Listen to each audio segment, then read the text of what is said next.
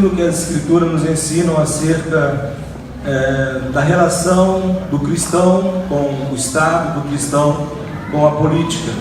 Irmãos, como é impressionante notarmos o quanto que a palavra de Deus ela tem a nos ensinar. Ela nos mostra, desde o Antigo Testamento até o Novo Testamento, essa realidade da esfera política, da esfera do Estado, relacionando isso com o povo de Deus, com a família de Deus também.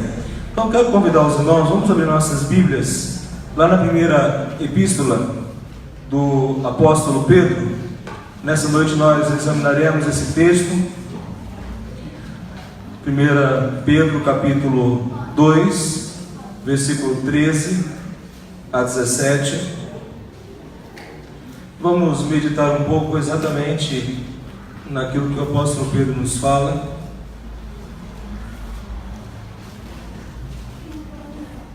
Pastor Neymar, no decorrer do culto, nos lembrou que no próximo domingo a nação brasileira estará indo às urnas, para ali escolher os seus candidatos.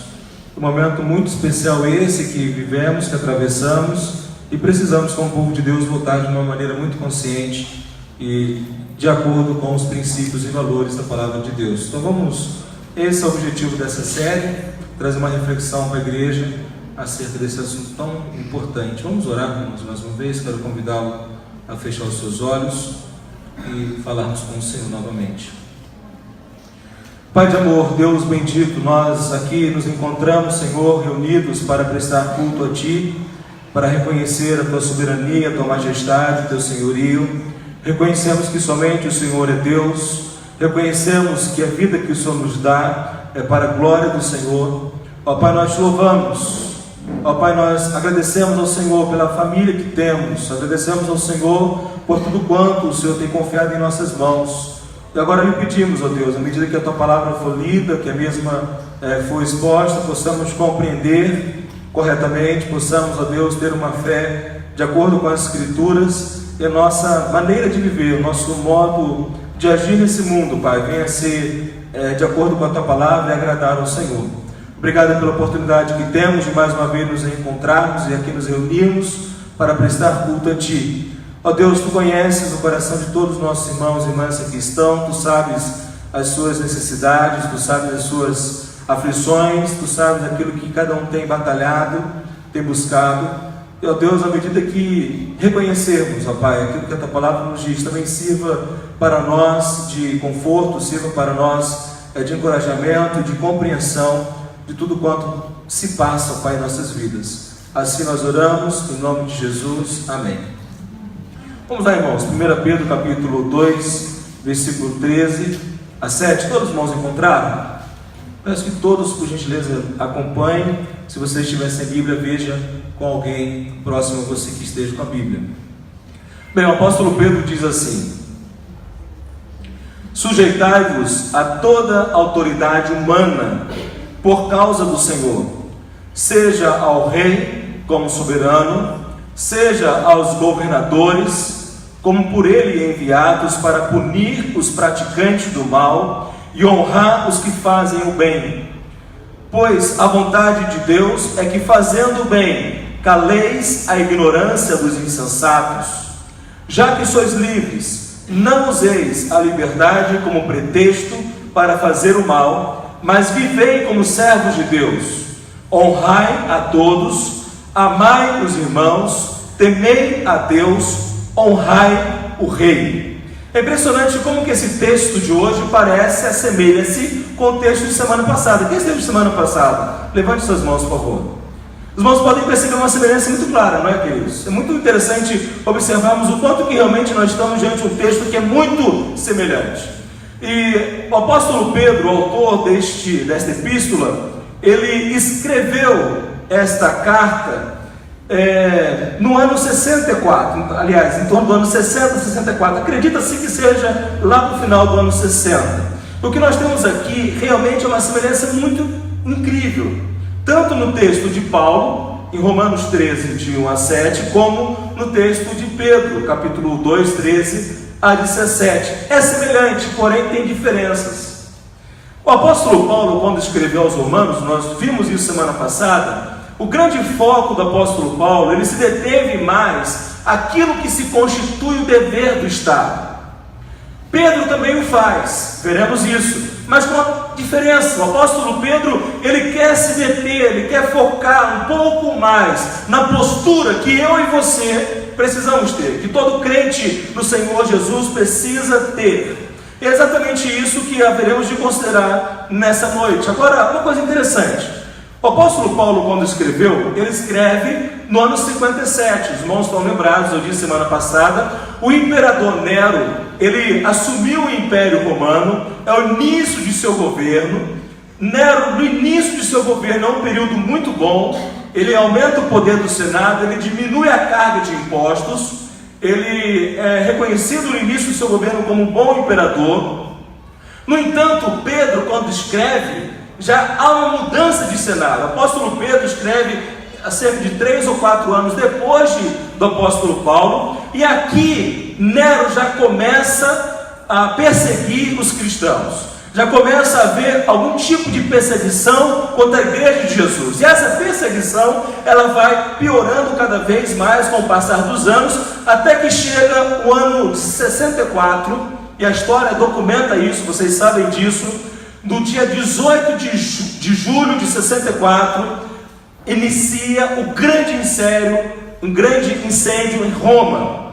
E esse incêndio se transcorre ao longo de 6 dias. Então, do dia 18 de julho de 64, dia 23 de julho, nós temos um grande incêndio que vai consumir 10 das 14 zonas da cidade do Império Romano, lá em Roma. E ali então nós temos um momento muito tenso. Por quê? Porque Nero ele vai acusar que os cristãos foram os causadores daquele grande incêndio, e a perseguição contra a igreja de Jesus ela piora muito mais. A história documenta que após o grande incêndio, Nero ele pegava cristãos e os queimava vivos em cruzes, cruzes que eram colocadas na cidade de Roma para iluminar a noite de Roma. É um período de grande perseguição, um período terrível que vem sobre a igreja, um período realmente muito difícil.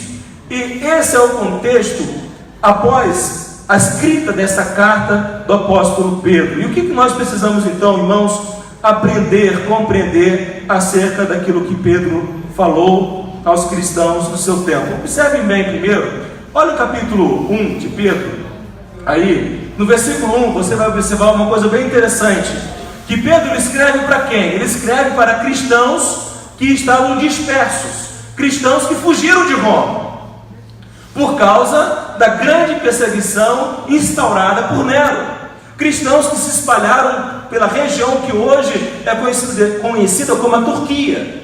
Naquela região ali, os cristãos fogem, e aqui o texto nos fala de Ponto, Galácia, Capadócia, Ásia, Bitínia. Então nós temos ali os cristãos fugindo da perseguição, e Pedro escreve a esses cristãos que estão fugindo da perseguição. Ele escreve a esses cristãos que estão sofrendo. Observe isso é importante. A igreja está sofrendo, o povo de Deus está sofrendo por causa do Evangelho.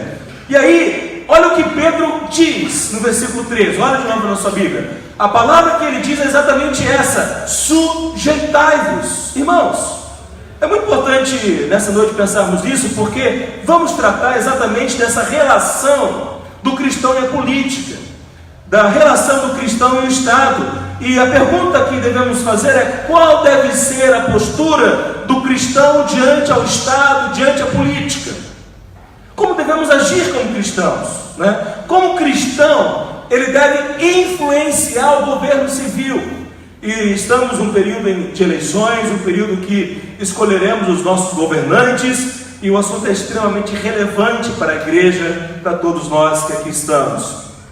Observemos então que nesse contexto que eu falei, de perseguição, de sofrimento, de perdas, imagine você ter que deixar sua casa, ter que sair fugido, imagine você passando por uma situação dessa, e nesse contexto que antecedeu o incêndio, Pedro fala: sujeitai-vos.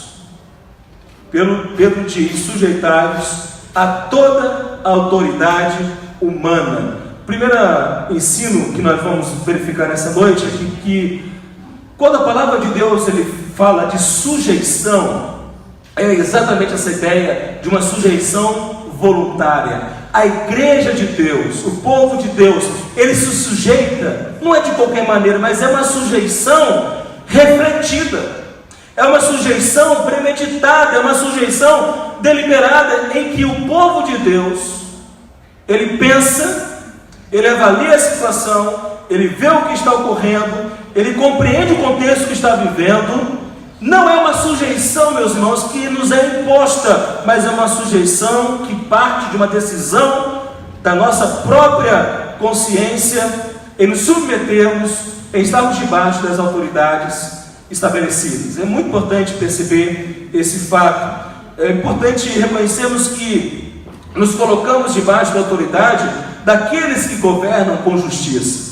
E aí então, uma questão que eu trabalhei semana passada com os irmãos, quando nós falamos sobre o dever dos governantes, e nós vimos que a importância de nós, como povo de Deus, realmente não ser um povo que não pense, não uma submissão que nos é realizada de uma maneira cega, não é simplesmente vou obedecer porque é autoridade, é porque foi eleito, não, mas essa sujeição, ela compreende o reconhecimento por parte de nós, que aquele que está no governo, aquele que está nos liderando, está cumprindo os deveres que Deus estabeleceu.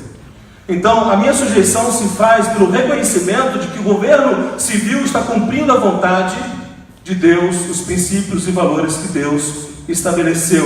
Ou seja, é obedecer ao governo civil, exceto quando este governo, ele não viola a ordem de Deus, não viola os mandamentos de Deus, os desígnios de Deus para a vida comum de uma sociedade.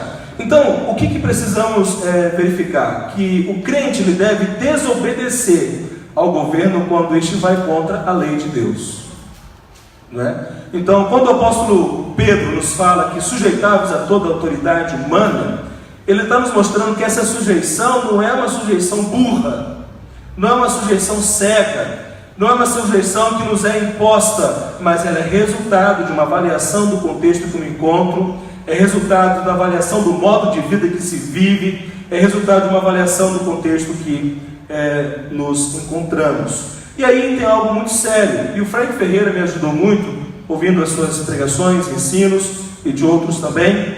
Ele levanta uma questão, porque olha aí no versículo 13, que ele diz o quê? Sujeitados a toda autoridade humana por causa do Senhor, mas olha a ênfase, seja ao rei como soberano, seja aos governadores como por ele enviados. Vamos observar essa expressão que Pedro usa, seja ao rei. Mas vem cá, no Império Romano havia rei? O que nós temos como registrado pela história? Qual é a linguagem política usada para aqueles que tinham o governo do Império? No Império Romano nós não temos essa linguagem política de rei. Frank Ferreira trabalha muito bem essa questão explicando, mas o que nós temos no Império Romano é o que? A autoridade máxima não era o rei, ele era o imperador. Ao contrário, era proibido usar a linguagem política de rei para o imperador. O imperador não poderia ser considerado como rei, o Senado não permitia isso. E, amados irmãos, por que então Pedro usa a expressão rei e não imperador? Vamos lembrar o seguinte, quem Pedro era? Pedro era um judeu, e como judeu, Pedro, ele conhecia muito bem a história do seu povo, a história do povo de Israel, o Antigo Testamento. Quando Pedro, ele traz a expressão rei, ele tem um propósito. Quando Pedro ele usa a expressão rei, não usa a expressão imperador, ele quer mostrar aos seus leitores, aos cristãos que estavam dispersos por toda a atual região da Turquia, mostrando qual é o modelo de governo que está de acordo com a vontade de Deus, no sentido de que o rei no Antigo Testamento, ele expressa aquilo que era a vontade de rei. O que Pedro está fazendo aqui é um contraste de modelos. E o que é interessante perceber é que quando a gente observa esse contraste, é importante perceber que quem era o imperador romano? Quais eram as atribuições do imperador romano? O imperador romano, ele era o comandante-chefe do exército romano. O imperador romano, ele era o sumo sacerdote da religião civil. O imperador romano, ele era o primus inter pares do Senado romano. O imperador romano, ele tinha poder de vida e de morte no Senado. Olha só que interessante. Pedro, ele está dizendo que nós precisamos ser sujeitos a toda a autoridade. Ele fala, seja ao rei. Ele não diz seja o imperador. De uma maneira velada, Frank Ferreira vai destacar muito bem isso, colocando que aqui Pedro está estabelecendo uma crítica à forma de governo que havia em Roma. Está mostrando que essa forma de governo, em que uma única pessoa detém todo o poder, não é aprovado por Deus. Não é legítimo. Não é legítimo a um governante deter todo o poder de uma nação. Nós não podemos ter um governante que ordene no judiciário, que ordene no legislativo, que ordene nas outras instâncias e esferas de poderes. Nós não podemos ter um governador que ordene na igreja. E o que nós temos no Império Romano é justamente isso. O imperador romano detinha todo o poder. E Pedro então estabelece esse contraste para nos mostrar que a questão do rei, por uma razão muito importante, é que o rei no Antigo Testamento, ele é só rei. O rei no Antigo Testamento, ele está debaixo da lei. O rei no Antigo Testamento, ele não poderia ser profeta e nem poderia ser sacerdote. E quando nós olhamos para a história do Antigo Testamento, nós vamos reconhecer essas verdades. O que acontece com Saul? O que acontece com Uzias? Foram homens que tentaram ir além dos seus deveres, e Deus não permitiu, e Deus de uma maneira os corrigiu. Ou seja, quando Pedro ele escreve aos cristãos que estão dispersos, mostrando exatamente a sujeição que deve haver, mas ele aqui refere-se ao rei e não ao imperador, porque de uma maneira velada, como já disse, ele está estabelecendo aqui uma crítica ao Império Romano. E nós sabemos, irmãos, como que isso deveria ser feito com muito cuidado. Então, nós temos uma condenação implícita do poder romano. Ou seja, o que precisamos compreender é que a postura dos cristãos da época não era de passividade ou de obediência irrestrita ao Estado. A postura de um cristão não pode ser uma postura de inércia, de inoperância, de indiferença, mas o cristão precisa ser aquele que avalia criticamente o poder que está estabelecido diante de si, e se porventura esse poder não confere com aquilo que se constitui valores de Deus, princípios morais de Deus, o cristão ele precisa se manifestar, ele precisa se posicionar. Então nós temos uma condenação implícita ao poder. Pedro, obviamente, não confronta de uma maneira aberta, ele usa uma linguagem cifrada, nós temos muito bem isso demonstrado na carta de João, às 7 igrejas da Ásia Menor, no livro de Apocalipse. No livro de Apocalipse é um livro que tem uma linguagem cifrada, uma linguagem, muitas das vezes em código, para que a autoridade romana não percebesse aquilo que estava sendo transmitido. Então, meus queridos irmãos, quando Pedro ele fala à igreja que está dispersa, ele fala aos cristãos de seu tempo, mostrando que a nossa sujeição é uma sujeição voluntária, e nos faz perceber algo muito importante. Olha o versículo 14, olha na sua Bíblia. Seja aos governantes como por ele enviados para punir os praticantes do mal e honrar os que fazem o bem. E aqui é algo muito interessante, porque nós já vimos semana passada isso com mais detalhes. Hoje eu passei de maneira mais breve. Qual que é o dever do Estado? Segundo a palavra de Deus, o dever mais básico do Estado. O dever mais básico do Estado é punir os praticantes do mal e honrar aqueles que fazem o bem. Qual é o dever do Estado? É usar a espada contra os maus. O Estado é a esfera estabelecida por Deus para punir os maus, para punir aqueles que são bandidos, para usar de violência contra aqueles que trazem destruição ao povo comum. E aí nós temos uma questão muito séria. Reconhecemos, meus irmãos, que o Estado, ele perde a sua legitimidade quando ele deixa de cumprir a razão e o motivo para o qual foi por Deus estabelecido. Como o Estado, na época dos apóstolos, punia aqueles que praticavam o mal? Como é que ele punia? Prisão perpétua? 15 anos de prisão? Não. A pessoa era presa, havia uma condenação, ela ia a julgamento, tinha direito de defesa, e aqueles que eram julgados e condenados imediatamente eram levados à forca, eram mortos. E quando o apóstolo Paulo e o apóstolo Pedro falam do Estado usar a espada, isso é uma ação legítima do Estado. E aí então nós reconhecemos que quando o Estado ele não cumpre o seu dever, não cumpre o seu papel, ele perde a sua legitimidade. É uma questão séria. Os apóstolos Pedro e Paulo sofreram a distorção do dever do Estado. Como que Pedro morreu? Pela espada do Estado. Como que Paulo morreu? Pela espada do Estado. Ambos foram mortos após serem julgados e condenados pelo Estado. Eles fizeram mal? Absolutamente não. Eles foram acusados indevidamente de anarquistas, de promoverem um incêndio em Roma, Pedro especialmente. O contexto em que Pedro é morto, e Pedro é morto em Roma, salvo engano, no ano 67, Pedro, quando é morto, uma das acusações que caiu sobre ele era que Pedro era um daqueles que lideravam o incêndio. Uma acusação falsa, uma condenação injusta.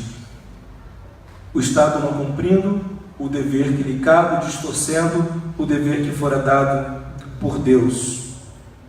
E, queridos, vamos pensar um pouco em nossa nação, vamos pensar um pouco no Brasil. Se um Estado ele não garante o mínimo de civilidade e segurança para uma nação, todo investimento em educação, todo investimento em saúde vai ser frustrado.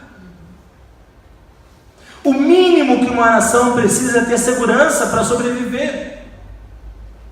É uma segurança, uma liberdade de ir e vir, é a liberdade do indivíduo.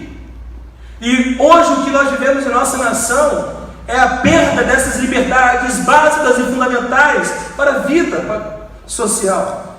Observemos um dado, o Frank Ferreira diz um dado que eu achei alarmante, eu não tinha conhecimento disso, mas nos últimos 10 anos, sabe quantos mil brasileiros foram assassinados? 600 mil brasileiros. Nos últimos 10 anos, 600 mil brasileiros foram assassinados. Meus irmãos, isso é dado de guerra. Isso é um dado que nos faz parar e pensar e ver que alguma coisa está errada com a nação brasileira. Tem algo errado. O Estado não está cumprindo o seu dever.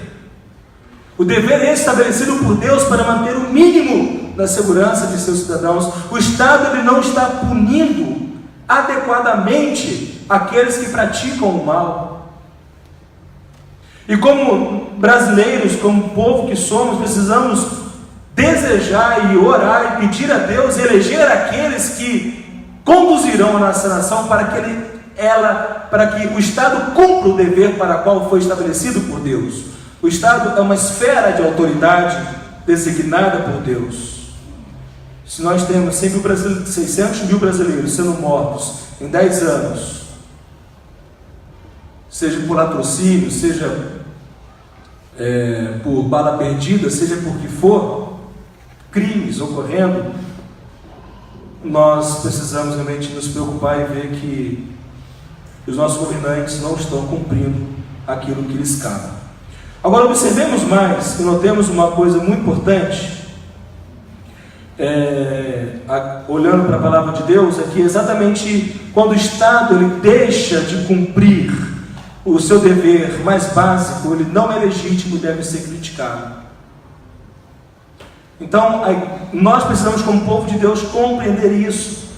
O Wayne Grudem, um teólogo batista, o Frank Ferreira cita esse texto dele, ele vai dizer o seguinte: o Wayne Grudem diz assim: governos que deixam de punir malfeitores desobedecem ao propósito divino para a sua existência. Os governos também devem honrar os que fazem o bem como recompensa pelo procedimento correto e como exemplo e incentivo aos outros. O critério desta recompensa deve ser o comportamento moral e não a condição econômica e nem o favoritismo político.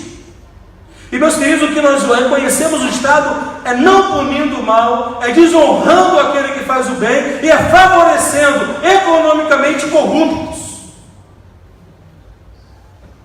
Nós sabemos o quanto que é valoroso, o quanto que pela graça de Deus, o pastor Limar na sua oração falou sobre isso, Deus permitindo que nesses últimos anos sejam reveladas, trazido à luz tantas trevas de corrupção que assola aqueles que governam a nação brasileira. Nós não podemos, como povo de Deus, amados, nos acomodarmos a essa situação e acharmos que está tudo bem.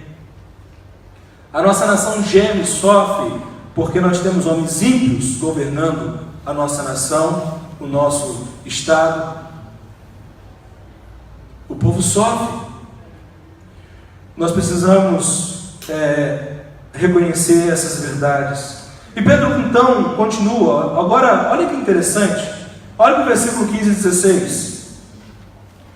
Pois a vontade de Deus é que, fazendo o bem, caleis a ignorância dos insensatos, já que sois livres, não useis a liberdade como pretexto para fazer o mal, mas viveis como servos de Deus. E aqui é muito bacana, porque aqui é a grande ênfase que Pedro dará agora, nos apresentando qual é a postura do cristão diante ao Estado, seja um Estado legítimo ou ilegítimo. Como cristãos, como devemos agir, como devemos proceder.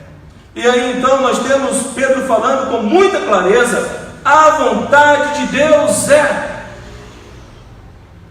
seja diante de um Estado legítimo ou ilegítimo, nós precisamos compreender que a papel, a influência, como que a igreja, como cristão, ele deve influenciar, como ele deve ver a vida política. Versículo 15 é: fazendo o bem, influencieis. E o versículo 16 ele fala do uso da liberdade, não provoqueis anarquia.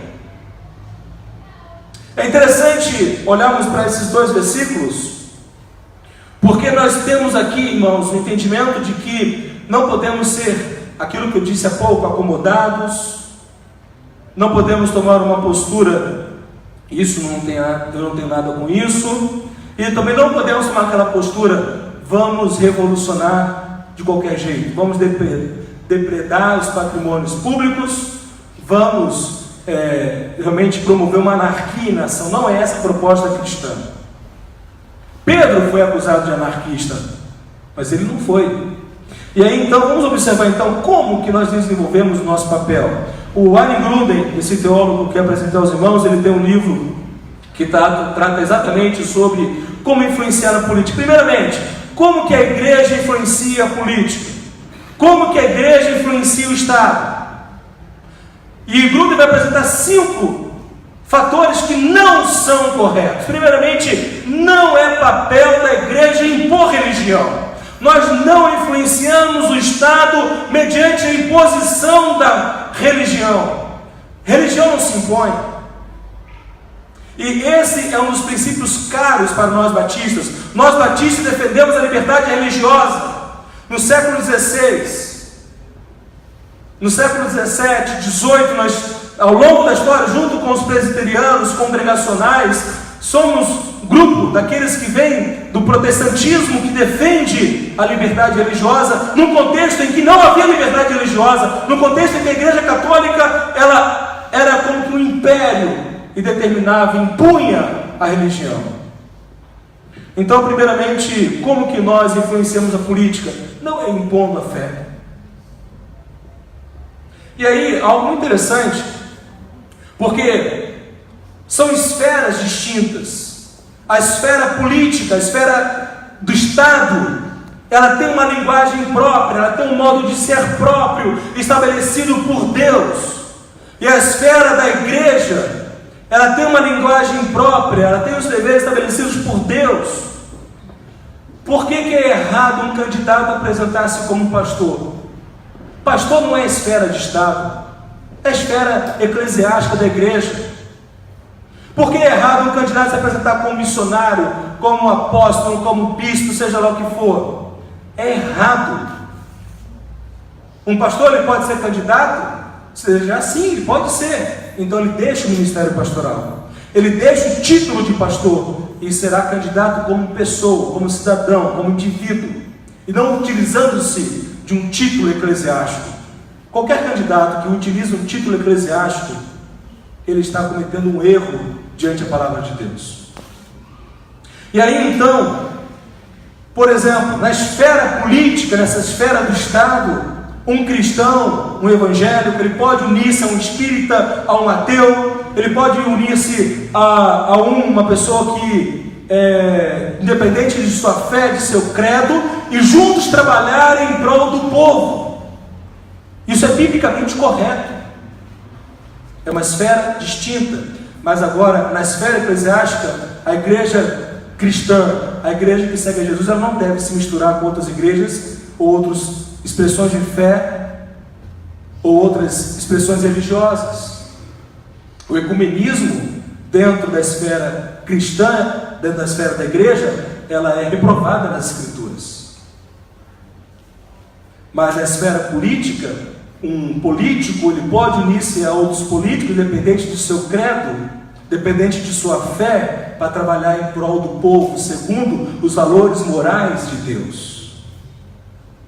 Por isso não há problema em nós vermos um político evangélico unindo-se a um político ateu, a um político católico, a um político espírita, a um político da macumba, e juntos servindo o povo. Isso é correto, é legítimo. Mas isso não é legítimo na igreja. E aí então, meus irmãos, na esfera do Estado não existe imposição religiosa. Por isso que o Estado deve ser laico. Agora, como que a igreja influencia a política? Não é pela imposição religiosa e não é pela omissão, manter silêncio diante aos desafios da igreja. E nós vivemos isso por muitos anos. A igreja evangélica brasileira, hoje, nas últimas décadas, isso mudou, mas por muitos anos a igreja ela se silenciou, ela se calou. A igreja não falava de política, a igreja não discutia ideologia, a igreja não pensava politicamente. Um erro. A igreja não pode se silenciar, não pode se omitir. Um outro erro que o Ayn Grund apresenta é que a igreja ela não pode retirar-se do governo. A igreja ela não pode retirar-se do mundo da política. A igreja ela não pode retirar-se do governo, do Estado, do mundo da política, falando que isso é obra do capeta, é obra de Satanás. E quantos crentes falam, eu não quero me meter com política porque isso é obra do capeta? Isso não é verdade.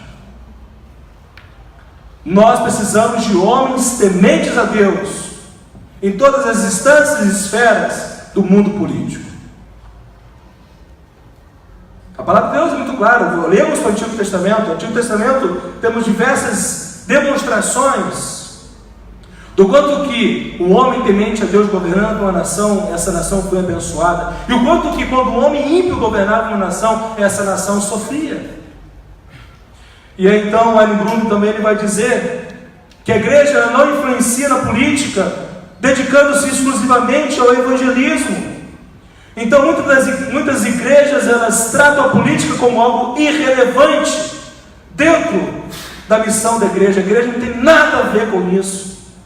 E a igreja, então, ela vai dedicar-se somente à evangelização. É um erro. E um quinto erro de como influenciar a política que o Wayne Grudem trabalha não é dedicar-se exclusivamente à política. A salvação não está no governo. Muitos vão falar, a salvação não vem pelo governo, então a política não é a ação mais importante da igreja. A igreja não precisa se envolver com isso. Então, falar o seguinte: nós não acreditamos que o Estado, que o governo promoverá a salvação. Nós não acreditamos na ideologia, então nós viveremos somente no contexto eclesiástico, nos alienaremos absolutamente, porque nada disso é relevante.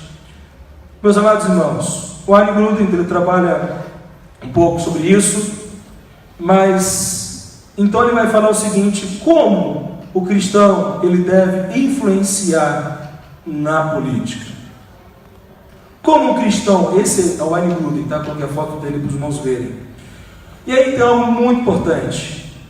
Ele vai dizer o seguinte: de acordo com um conceito de influência expressiva, ele vai desenvolver esse conceito de influência expressiva. Como que a igreja, como que o cristão influencia na política? Através da influência expressiva. Ele vai dizer: os cristãos devem procurar influenciar o governo civil conforme os padrões morais de Deus e conforme os propósitos de Deus para o governo revelados na Bíblia e devidamente compreendidos. Como que a igreja, como que o cristão influencia o Estado, como que influencia essa esfera? Conforme os padrões morais de Deus. Nós precisamos, irmãos, orar. Nós precisamos preparar os membros de nossa igreja, aqueles que se sentem desafiados, aqueles que têm uma paixão por política, a se candidatarem. Evidentemente, a igreja, nós temos o cuidado de não levantar nenhum candidato oficial da igreja, a liberdade de cada um. Mas nós sabemos, por exemplo, Plínio por 2 vezes foi candidato. Precisamos de homens como Plínio no governo. Homem temente a Deus, de uma conduta ilibada, homem que realmente tem valores morais, homens que estarão lá dentro influenciando segundo os valores morais de Deus, conforme os propósitos de Deus para o governo revelados na Bíblia. Então aqueles que são crentes no Senhor Jesus precisam se preparar intelectualmente, precisam se preparar tendo uma cosmovisão bíblica de mundo, sabendo como se posicionar diante aos temas que estão sendo levantados, debatidos, discutidos. Precisamos ter pessoas que temam a Deus, que saibam se posicionar.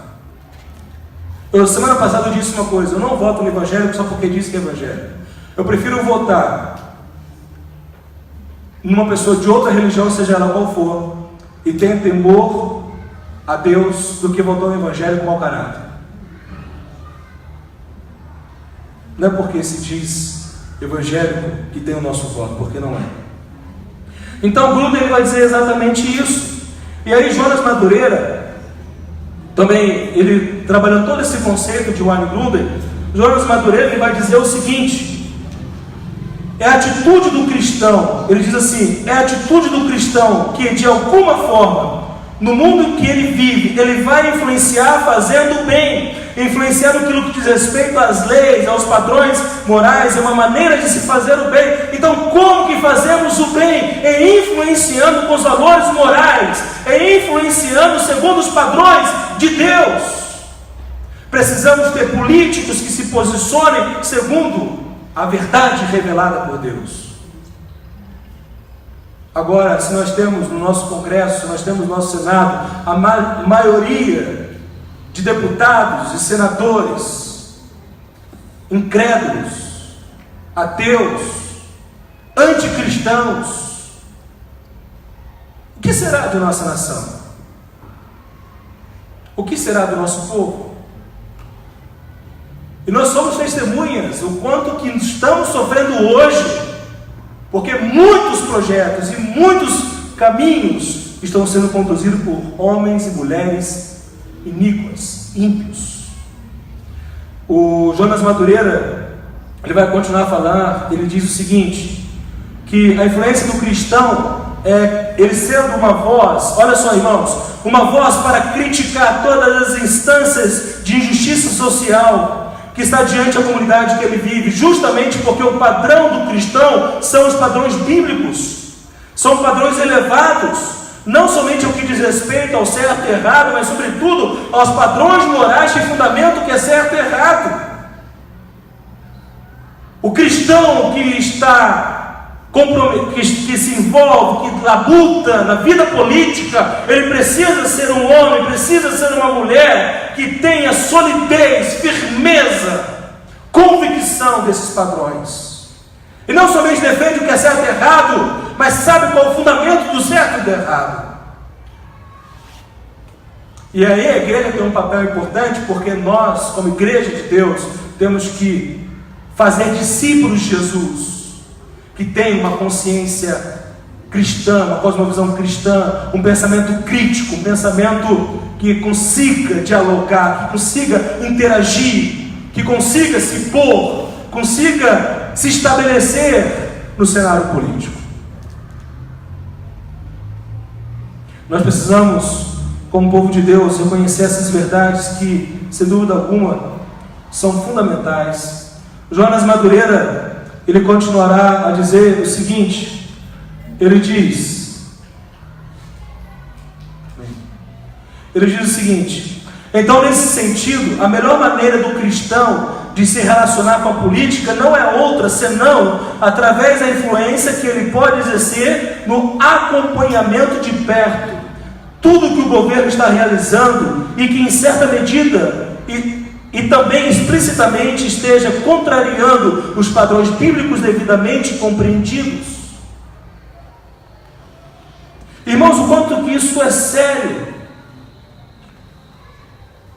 Os irmãos sabem que há alguns anos atrás houve um grande movimento e a mídia deu muita ênfase àquela questão extremamente polêmica em que alguns políticos estavam de uma maneira sorrateira, de uma maneira bastante covarde, implementando o kit gay. Vocês se lembram disso? E um dos nossos deputados, que é temente a Deus, ele toma conhecimento disso. E qual foi a atitude dele? Porque o temor a Deus, o conhecimento de valores morais, de princípios morais, o fez o quê? Rejeitar. O fez o quê? Teogeriza.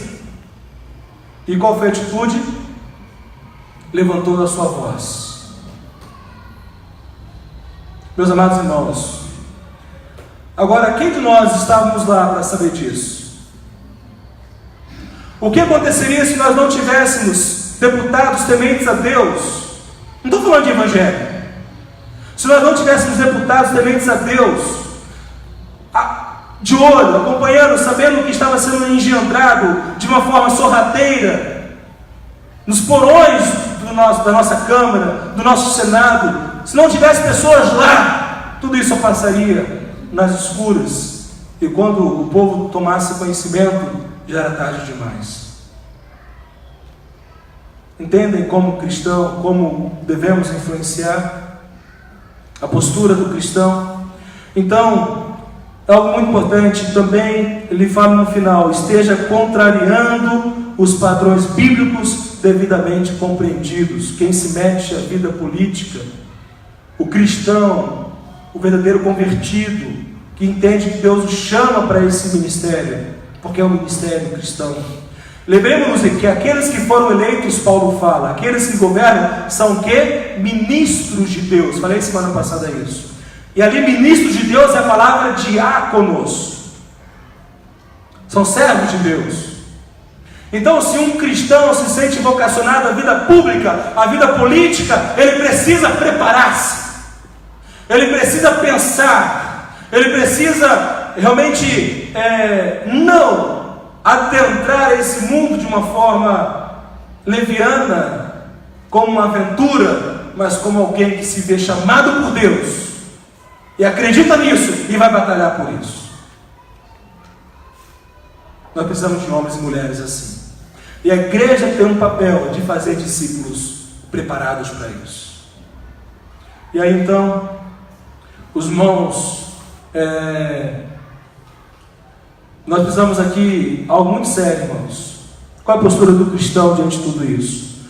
A nossa postura tem que ser analisar e rejeitar as ideologias políticas e partidárias que são contrárias aos valores morais e éticos revelados por Deus nas Sagradas Escrituras. Como cristão, nós precisamos pensar criticamente, biblicamente. Não podemos simplesmente... E hoje no Brasil nós temos 32 partidos. Quando você olha, o Frank Ferreira ele faz um trabalho, não é objeto do nosso explanação, mas ele faz uma análise dos 32 partidos que nós temos no nosso Brasil. Todos, sem exceção, são de viés de esquerda. Nós não temos hoje no nosso Brasil um partido que seja essencialmente de direita. Todos de algum momento flertam.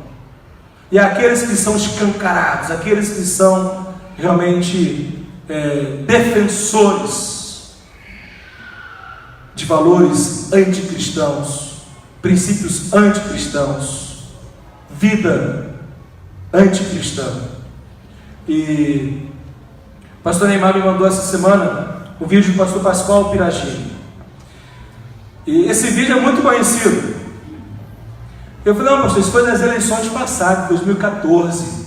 Meus irmãos, não foi de 2014, foi de 2010. O vídeo que os irmãos vão acompanhar agora é de 2010. Em 2010, nas eleições de 2010, no mês de setembro, o pastor Pascoal Piragini, ele trouxe um alerta à igreja que ele pastoreia, a primeira igreja batista de Curitiba. E de 2010 para cá, a situação só piorou. Vou passar esse vídeo. É um vídeo que algumas questões estavam em voga no tempo dele, estava em grande debate. Algumas já foram aprovadas, outras já estão acontecendo, outras estão em processo, outras estão mudando o nome da lei, mas ainda todas elas estão tentando ser emplacadas na nossa nação. Apaga a luz, por gentileza, aqui, Elivane. Vamos ouvir o pastor Pascoal Piragini nesse vídeo, em 2010.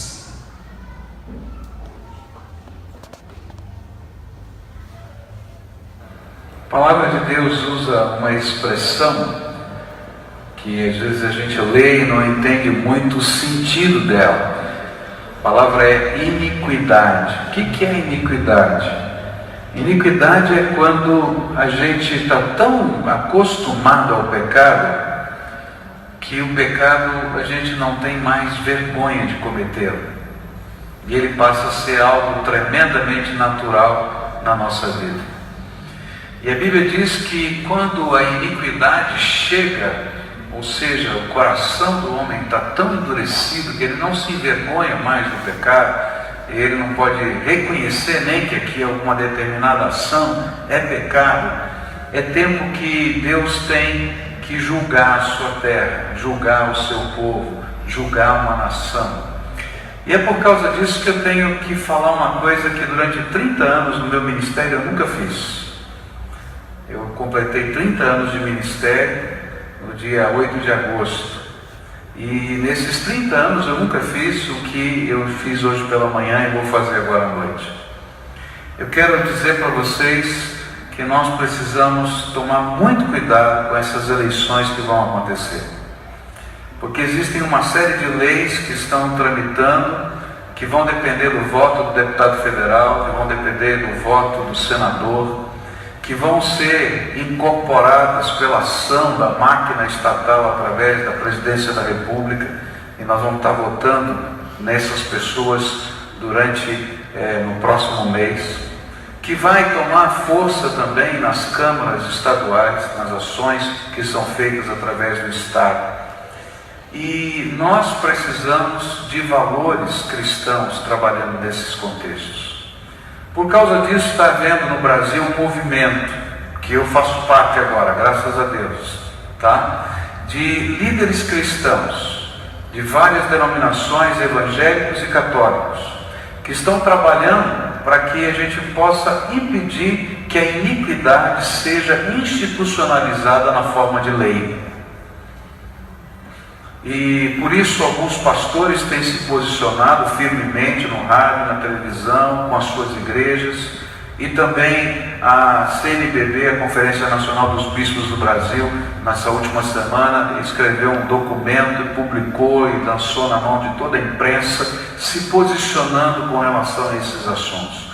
Eu vou pedir que você assista um vídeo de alguns minutos que fala desses problemas e de como nós precisamos levar isso a sério, porque isso tudo que vai passar aqui é iniquidade institucionalizada, e que nós precisamos nos posicionar e dizer: nós não queremos isso na nossa nação, e procurar pessoas que nos representem para dizer: vou votar contra essas coisas, porque caso contrário a iniquidade será oficializada, e Deus não vai ter outra coisa a não ser fazer julgar a nossa terra. É isso que a Bíblia diz. Então veja esse vídeo um pouquinho. O mundo está vivendo um cenário de terríveis crises, isso todos sabem. Mas você, Igreja Cristã Brasileira, sabe o que está acontecendo aqui no seu país? Lei da mordaça. Nossa liberdade religiosa nos dá o direito de fé, escolha e opinião. Porém, se for aprovada a lei da mordaça PLC 122, correremos o risco de sermos criminalizados por não concordarmos com a prática da homossexualidade.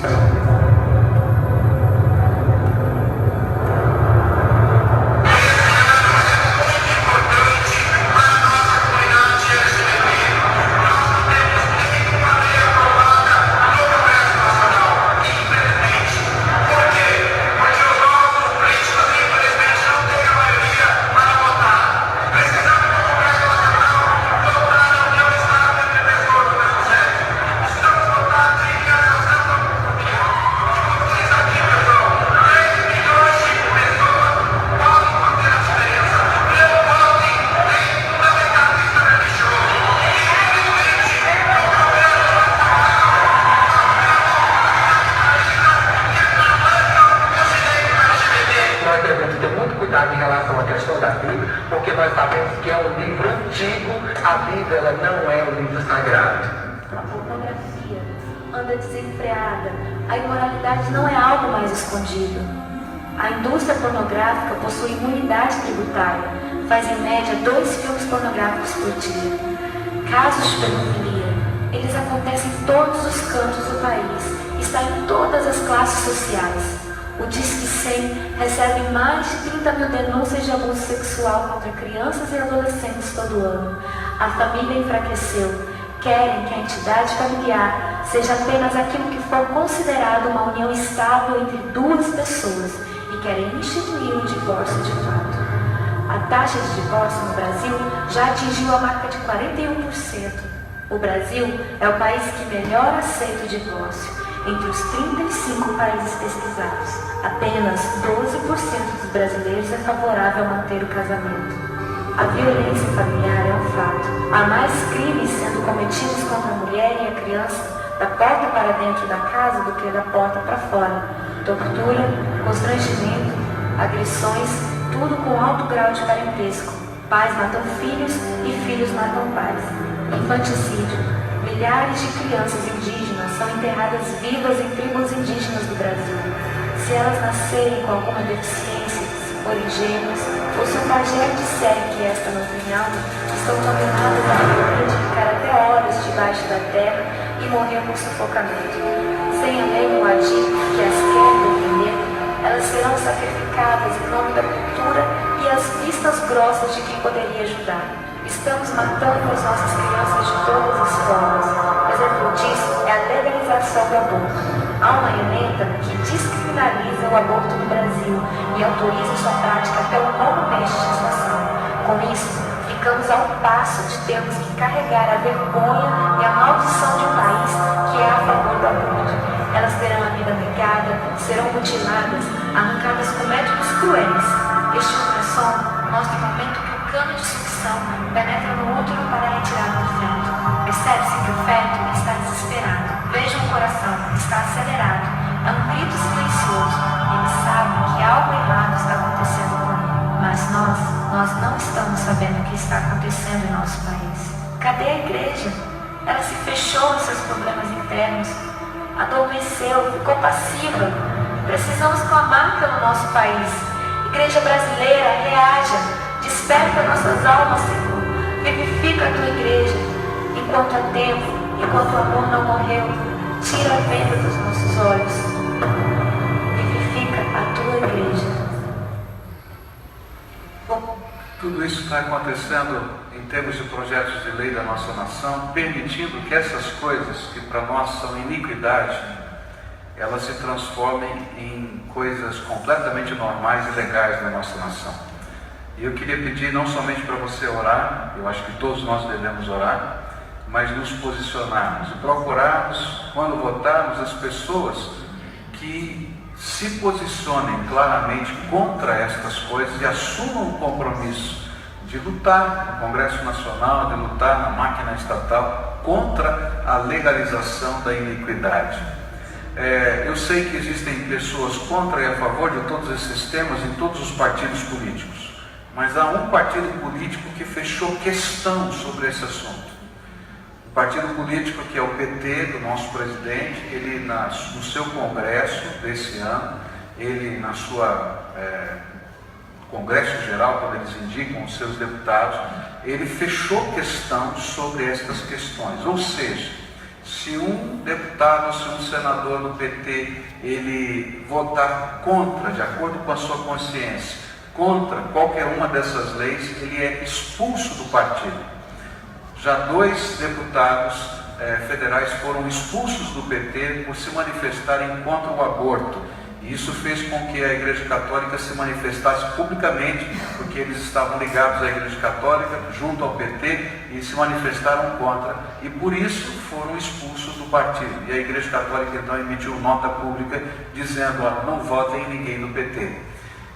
Eu diria para você a mesma coisa. Algumas pessoas não vão gostar do que eu estou falando, mas estou falando bem claramente, porque se não se pode votar com a consciência, não adianta votar em pessoas, porque o partido já fechou questão. Se você entrar no site do governo federal e pegar lá o Projeto Nacional de Direitos Humanos 3, você vai encontrar todas as propostas que o governo federal, através do presidente da República, colocou na mão do Congresso para serem votadas na próxima legislatura. E todas elas são questão fechada para o PT. Todas elas estão aqui, nesse vídeo. Tá? E mais, se você olhar, você vai ver como a máquina estatal está mobilizada. Isso aqui é responsabilidade de pressão do Ministério da Justiça, isso aqui é responsabilidade de pressão do Ministério da Saúde. E se os ministros de Estado que estão ligados a esse governo não trabalharem assim, perdem o seu cargo. Então eu queria pedir para você levar a sério essa questão. Como pastor, eu nunca fiz isso. Eu não estou dizendo para você votar em A ou B. Eu vou dizer para você em quem não votar. Em pessoas que estejam trabalhando a favor da iniquidade na nossa terra. Porque senão, queridos, Deus vai julgar a nossa terra. E se Deus julgar a nossa terra, isso vai acontecer na tua vida e na minha vida, porque eu faço parte dessa terra. Porque Deus não tolera iniquidade. Amém?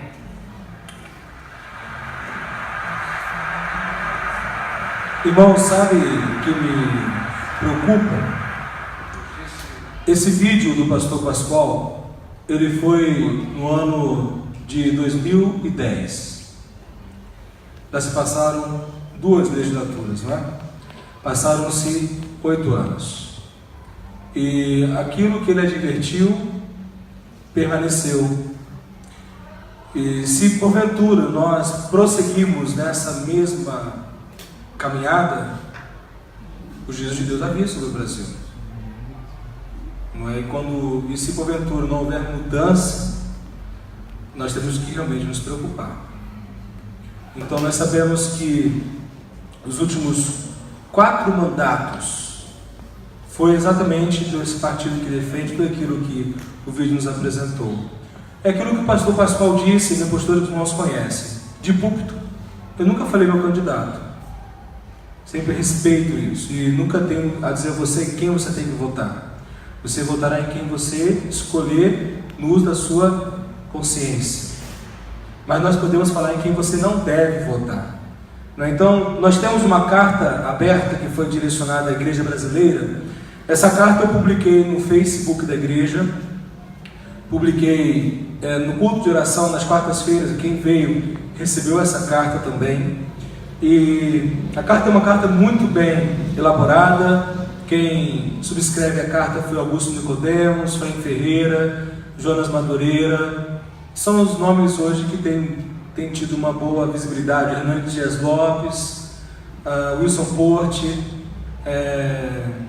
muitos outros pastores de igrejas evangélicas. E algumas recomendações eu vou apresentar aos irmãos. A primeira recomendação que eles colocam aqui, na escolha para o candidato: para a escolha de candidato, recomenda-se conhecer bem o seu caráter, ideias e ideologia do partido. Se você vai votar em algum candidato que é de um partido que defende toda essa iniquidade, eu lhe aconselho, não vote nesse candidato. Não é? A segunda recomendação é: apoie as propostas que defendam a dignidade do ser humano e a vida em qualquer circunstância, desde a sua concepção no ventre materno. Segunda recomendação. Terceira recomendação que eles colocam: rejeite candidatos com ênfase intervencionistas na esfera familiar, educacional, eclesiástica e artística. Quinta recomendação: repudie qualquer ideologia que se oponha aos princípios do reino de Deus, isto é, com a mensagem bíblica. Quinta recomendação: apoie candidatos que expressem compreender a função primordial do Estado em prover e promover justiça e segurança para seus cidadãos.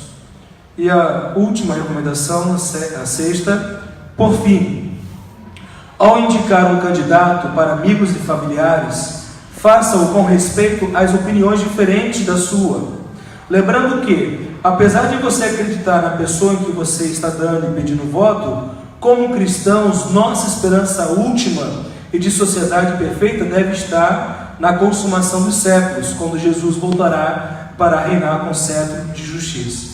Então é muito importante, irmãos, nós estarmos atentos a tudo isso. Essa semana é uma semana decisiva, uma semana da reta final para as eleições em primeiro turno, que possamos realmente analisar todos os candidatos, que possamos realmente votar com consciência, olhando para a palavra de Deus e realmente fazendo o nosso papel. E para caminharmos para o final dessa mensagem, Pedro continua falando ainda no versículo 17. Olha o que Pedro nos diz no versículo 17: honrai a todos, amai os irmãos, temei a Deus, honrai o rei. É muito interessante que agora, quando Pedro ele termina de tratar desse assunto do cristão e a política, o cristão e o Estado, como deve ser essa relação do cristão, Pedro ele vai dar no versículo 17 ordem aos cristãos. E é interessante observar como ele começa e como ele termina o versículo 17. Como é que ele começa e termina? Olha na sua Bíblia, ele diz: honrai ao quê? A todos. Como é que ele termina? Honrai o rei. E é interessante observarmos que Pedro, ele está o quê? Ele está igualando o rei ao povo. Lembram-se daquilo que eu falei no início da mensagem acerca do imperador? Por que Pedro não fala imperador, mas usa a expressão rei, remetendo o povo à lembrança da história de Israel, dos bons reis, os reis justos que Israel teve? Pedro está mostrando que aquele que exerce o governo não é maior do que o povo. Aquele que governa uma nação não tem que ter privilégio em detrimento dessa nação. Então Pedro está igualando o governante ao povo. O governante não é maior do que o povo. Honrai todos, honrai o rei. E nos Estados Unidos, o Frank Ferreira falava que quando um político ele encerra o seu mandato, ele é promovido a povo. É uma cultura muito mais desenvolvida e amadurecida que a nossa. Aquele que exerce o poder político não está acima do povo, mas é servo do povo. Essa é a visão. Nós brasileiros herdamos a cultura europeia, especialmente portuguesa, em que o rei, ele tem o quê? Todas as regalias e o povo sofre. A cultura brasileira é uma cultura em que aqueles que estão no poder usurpam do povo, exploram o povo. rouba o povo, e o povo tem que ficar de boca calada. Não temos, irmãos. Temos que nos posicionar. Temos que levantar nossa voz como igreja de Deus, como cristãos no exercício da nossa cidadania terrena. E Pedro continua então, depois ele abrir e fechar, honrai a todos, honrai o rei. Agora ele vai então falar o quê? Ele fala, amai os irmãos, temei a Deus. E em termos de ordem, primeira ordem primeiramente é o quê? Temer a Deus. Nós precisamos, como igreja do Senhor, nós somos chamados a temer a Deus. O que é temer a Deus? É ter medo de Deus? Absolutamente não. É termos reverência por aquele que é todo-poderoso.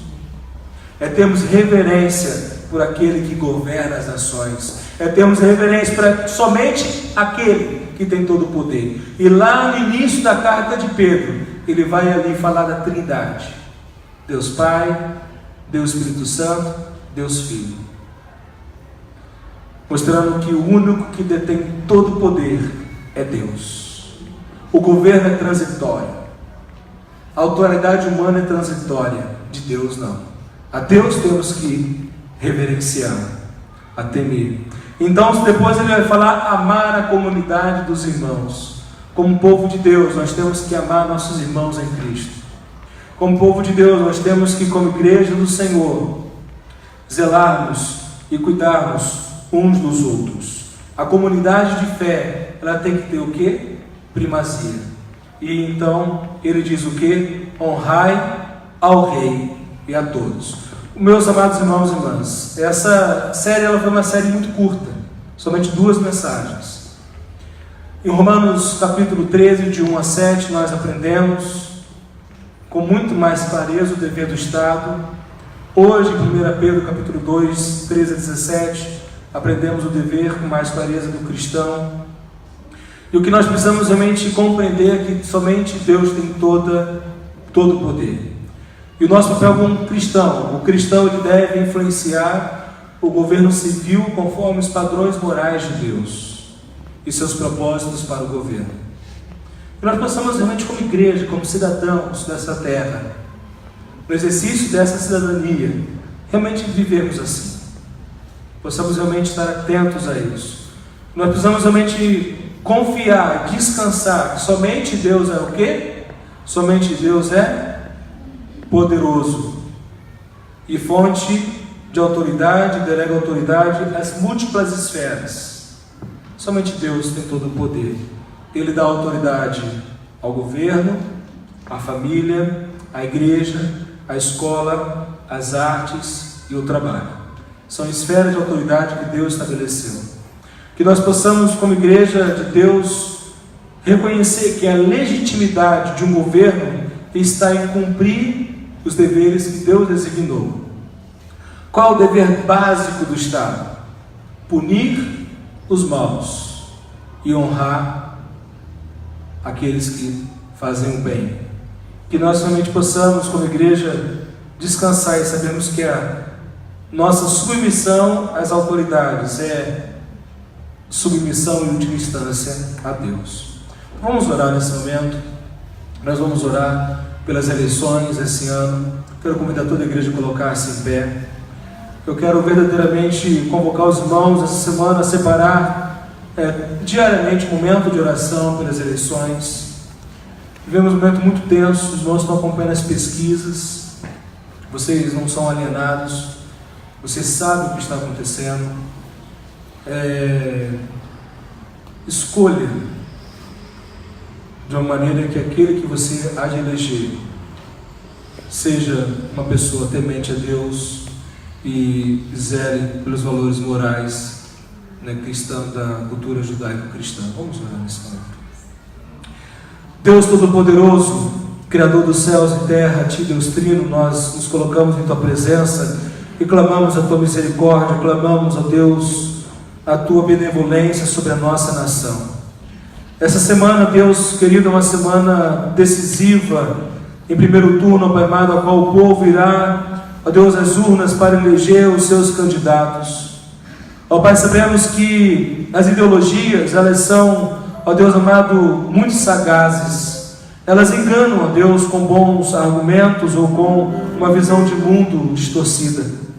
Nós clamamos a Tua misericórdia, Deus, sobre a nossa nação. Nós clamamos ao Senhor, ó Pai, que o Teu povo, que a Tua igreja, todo homem, toda mulher de bem, todo homem, toda mulher que teme ao Senhor, independente daquilo que ela crê, ó Deus, mais pessoas que, mediante a Tua revelação geral, mediante a Tua graça comum, ó Deus, tem os valores que Tu colocaste em seus corações, possam, ó Deus, no exercício de sua cidadania, eleger, ó Pai, homens e mulheres que serão, ó Deus amado, governantes sobre nós, tementes a Ti. Perdoa os nossos pecados, perdoa a omissão da Tua igreja, perdoa-nos, ó Pai querido, por muitas vezes tomarmos uma atitude, ó Deus querido, de indiferença, de omissão, ó Deus, de tomarmos uma atitude que não agrada ao Senhor. E sabemos, ó Deus, que quando o homem ímpio governa, o povo geme, o povo sofre.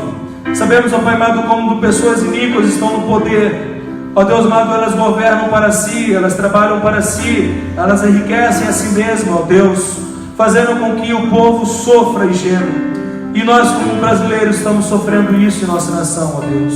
Ó Deus, tem misericórdia de nós brasileiros. Tem misericórdia de nós porque somos pecadores. Tem misericórdia de nós porque necessitamos, ó Pai, da Tua intervenção. Que Tu venhas intervir nessas eleições, ó Pai. Ó Deus, não permitas, ó Pai, que haja a perpetuação desses governos, dessas ideologias e desses partidos malignos, ó Pai, sobre nós. Ó Deus querido, que possamos, em nome de Jesus, iniciar um novo tempo no Brasil. Ó Pai, que possamos, ó Pai amado, iniciar uma nova história em nossa nação. Uma história que o Senhor, Deus querido, de maneira especial, há de derramar o Teu Espírito sobre a Tua igreja, trazendo, Deus, um avivamento, um fortalecimento, ó Deus, um testemunho eficaz do Teu Evangelho.